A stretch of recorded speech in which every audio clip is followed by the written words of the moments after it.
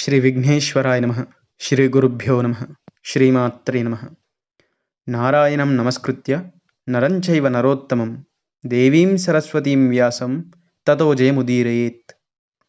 శ్రీ కార్తీక పురాణం 28వ అధ్యాయము సుదర్శన చక్ర మహత్యము. ఓ సుదర్శనమా, ఆగు. బ్రాహ్మణ వధ నీకు తగదు.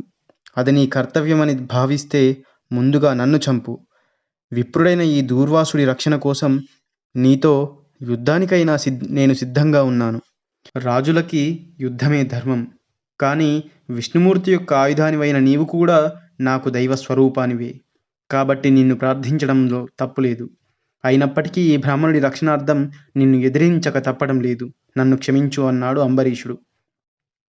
దూర్వాసుడు దిగులుగా చూస్తుంటే అంబరీషుడు ఇంకా ఇలా అన్నాడు.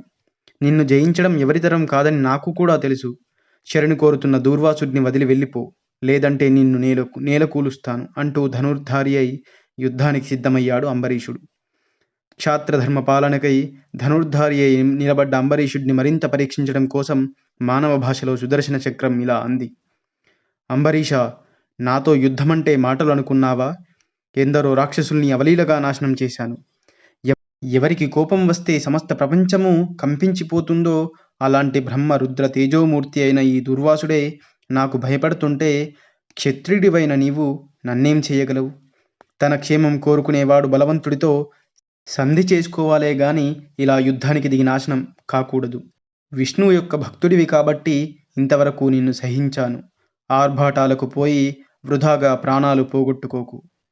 ఆ మాటలకు అంబరీషుడు ఆగ్రహిస్తూ, సుదర్శనమా, శ్రీహరి ఆయుధానివని ఇంతవరకు నిన్ను గౌరవించాను. బ్రాహ్మణులపైన, స్త్రీలు శిశువుల మీద, ఆవుల మీద నేను బాణప్రయోగం చేయను. నీకు నా యొక్క బల పరాక్రమాల గురించి తెలియదు. నీకు నిజంగా పౌరుష ప్రతాపాలుంటే క్షాత్రియ ధర్మయుతంగా నాతో యుద్ధం చెయ్యి అంటూ సుదర్శనంపై బాణాలను సంధించాడు అంబరీషుడు. రాజా, శాంతించు. నీ సంరక్షణ కొరకు నన్ను నియమించాడు శ్రీహరి. విష్ణు భక్తులతో నేనెప్పుడూ ఘర్షణ పడను, విరోధం పెట్టుకోను. నీ కోరిక ప్రకారమే శరణాగతుడైన దూర్వాసుడిని వదిలివేస్తున్నాను అంది సుదర్శనం. సుదర్శన దేవా, నీతో యుద్ధానికి దిగినందుకు నన్ను క్షమించు. అందుకో నా నమస్కారములంటూ సాష్టాంగ నమస్కారం చేశాడు అంబరీషుడు. మరుక్షణం సుదర్శనం అదృశ్యమైంది. కార్తీక మాసంలో ఈ అధ్యాయాన్ని కనీసం ఒక్కసారైనా చదివినా విన్నా అనేక భోగభాగ్యాలని అనుభవించి అంతిమ దశలో సర్వ సుఖాలని అనుభవిస్తారు. ఇంతటితో 28వ రోజు పారాయణ పూర్తయింది. ఇప్పుడు మీరు వింటున్నది 29వ అధ్యాయము, ద్వాదశి పారణ ఫలము. అలా సుదర్శనుడు అదృశ్యమైన తరువాత దూర్వాసుడికి నమస్కరించాడు అంబరీషుడు. ఓ మహర్షి, ఆకలితో ఆతిథ్యానికి నా ఇంటికి వచ్చిన నిన్ను తీవ్ర అలసటకి గురి చేశాను. నన్ను క్షమించు. నా యందు దయ ఉంచి ఇప్పుడైనా నా ఇంట్లో విందును ఆరగించి నా యొక్క పాపాలని, సర్వదోషాలను పోగొట్టు అంటూ వేడుకున్నాడు అంబరీషుడు. ఆ అభ్యర్థనికి కరిగిపోయిన దూర్వాసుడు, రాజా, ప్రాణదానం చేసిన వాణ్ణి తండ్రి అంటారు. నీవు నా ప్రాణాలను కాపాడి నా తండ్రితో సమానుడివి అయ్యావు. నిజానికి నేనే నీకు నమస్కరించాలి. కానీ బ్రాహ్మణుడిని, తపస్సంపన్నుడిని, నీకన్నా వయసులో పెద్దవాడిని, వృద్ధుడిని కనుక నా నమస్కారం నీకు కీడుని కలిగిస్తుందే కానీ మేలు చేయదు. కనుక నీకు నమస్కరించలేకపోతున్నాను. నీలాంటి ధర్మాత్ముడితో కలిసి భోజనం చేయడం మహద్భాగ్యం అంటూ అతన్ని ఆశీర్వదించాడు. అంబరీషుడు ఆతిథ్యాన్ని స్వీకరించి దూర్వాసుడు తన ఆశ్రమానికి తరలి వెళ్ళాడు. కనుక కార్తీక శుద్ధ ద్వాదశి వ్రతం సమస్త సత్ఫలితాలను ప్రసాదిస్తుందని తెలుసుకోవాలి. కార్తీక శుద్ధ ఏకాదశి నాడు ఉపవాసం జాగరణ చేసి, ద్వాదశి నాడు దానాలు చేసి, బ్రాహ్మణ సమేతుడై ద్వాదశి గడియలు దాటకముందే పారణం చేయడం వల్ల సకల పాపాలు అంతరిస్తాయి. ఈ యొక్క పుణ్యగాథని చదివినా విన్నా చదివించినా అట్టివారు ప్రస్తుతం ఇహలోక సుఖాలన్నీ అనుభవించి పరలోకంలో ఉత్తమ ఫలితాన్ని పొందుతారు అంటూ కార్తీక పురాణ మహత్యాన్ని శౌనకాది మునులకు తెలియజేశాడు సూత మహర్షి. ఇంతటితో 29వ అధ్యాయం పూర్తయింది. ఇప్పుడు మీరు వింటున్నది 30వ అధ్యాయము, కార్తీక వ్రత మహిమ ఫలశ్రుతి. నెల రోజుల పాటుగా వరుసగా కార్తీక పురాణమును శ్రావ్యంగా భక్తియుక్తంగా శౌనకాదులకు వినిపించాడు సూత మహర్షి. ఆ నెల రోజుల పారాయణము శ్రీమన్నారాయణ కృపా విశేషం చేత నిర్విఘ్నంగా నిరాటంకంగా సాగింది. ఎంత విన్నా తనివి తీరని ఆ పురాణ కథలను పదే పదే మననం చేసుకుంటూ అందరూ తన్మయానంద మానసులయ్యారు. అంతేకాదు కార్తీక మాసం 30 రోజులు కార్తీక పురాణంలో చెప్పినట్లు స్నాన సంధ్యాజప తప దీప దానాదులను క్రమం తప్పకుండా మునులందరూ సూతుని ఆధ్వర్యంలో ఆచరించారు. ఇక ఆ 30వ రోజున కూడా యథావిధిగా కార్యక్రమాలను జరుపుకొని అందరూ సూతుని ముందు ఆసీనులయ్యారు. సూతమునీంద్ర, అత్యంత పుణ్యప్రదం ఫలవంతమైన కార్తీక పురాణమును మీ ద్వారా ఆలకించి మేము ధన్యులమయ్యాము. అయితే ఇంకా కొన్ని సందేహాలు మిగిలి ఉన్నాయి.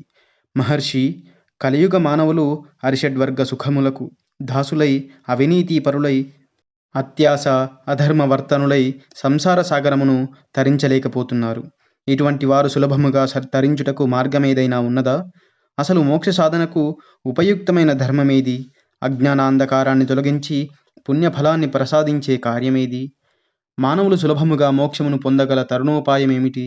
దయచేసి ఈ సందేహాలను నివృత్తి చేసి మమ్ము ఈ కలియుగ జనులను తరింపజేయవలసిందిగా ప్రార్థిస్తున్నామంటూ అభ్యర్థించారు శౌనకాది మహర్షులు.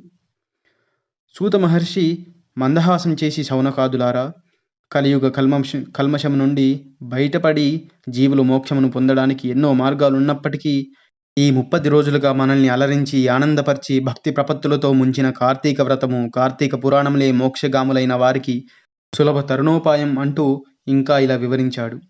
శ్రీహరి ప్రియమైన ఈ కార్తీక మాసమునందు కర్మసాక్షి ప్రత్యక్ష నారాయణుడైన సూర్యభగవానుడు తులారాశి అందు ఉంటాడు.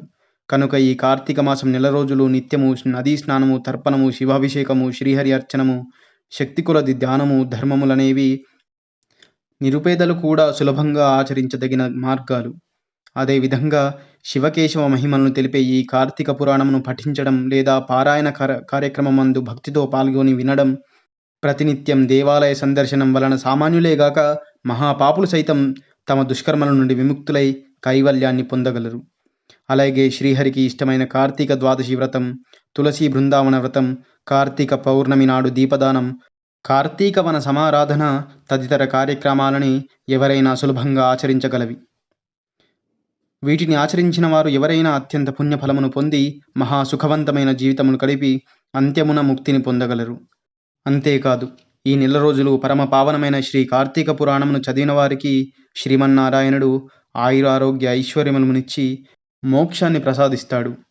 అట్లే శ్రీ కార్తీక పురాణము పారాయణ కార్యక్రమమందు పాల్గొని భక్తి శ్రద్ధలతో విన్నవారికి ఆ పరమేశ్వరుడు అనంత భోగభాగ్యాలను అనుగ్రహించి అంతమున కైవల్యాన్ని ప్రసాదిస్తాడు.